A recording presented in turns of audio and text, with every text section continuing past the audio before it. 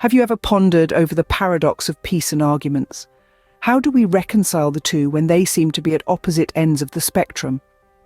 Today, we'll delve into the wisdom of St. Augustine and his unique approach to this quandary. Picture this: a scene from the 4th century featuring St. Augustine, an eminent theologian and philosopher. He had a unique perspective on maintaining peace, particularly when it came to arguments. His advice was simple, yet profound.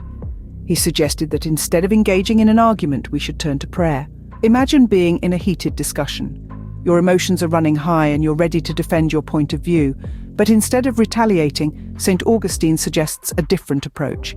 You would like to argue, speak to him, against him. Instead, tell God about him, he advised. This isn't about suppressing your voice, but rather about redirecting your words. In this strategy, the silence isn't imposed, it's chosen. It's about selecting a different conversational partner, one who is always ready to listen, God. This dialogue may be silent to the world, but it's loud and clear to the one who matters. It's a conversation held in the quietude of your heart, away from the prying eyes of your adversary. But what does this mean for peace? The answer lies in the outcome of this approach. When you replace arguments with prayers, you foster an internal tranquility that is reflected in your external interactions. Instead of reflecting the insult, you reflect empathy. Instead of stirring up a storm, you calm the waters. St. Augustine's advice is not about avoiding confrontation, but rather about transforming it. It's about shifting the battleground from the world to the heart and the weapon from words to prayers.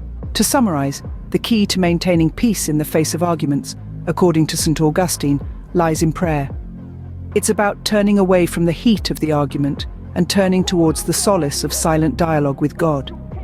It's about not repelling an insult with an insult, but instead praying for the one who insults you. It's about choosing a different interlocutor, the one to whom you can speak in silence, with closed lips, but with a cry in your heart. This strategy not only helps to maintain peace, but also promotes empathy and understanding. It's a reminder that sometimes the most powerful conversations are the ones held in silence. So, the next time you find yourself in the midst of an argument, remember St. Augustine's advice. Instead of engaging in a verbal battle, engage in a silent dialogue with God. After all, peace doesn't always require words. Sometimes it just requires a listening heart.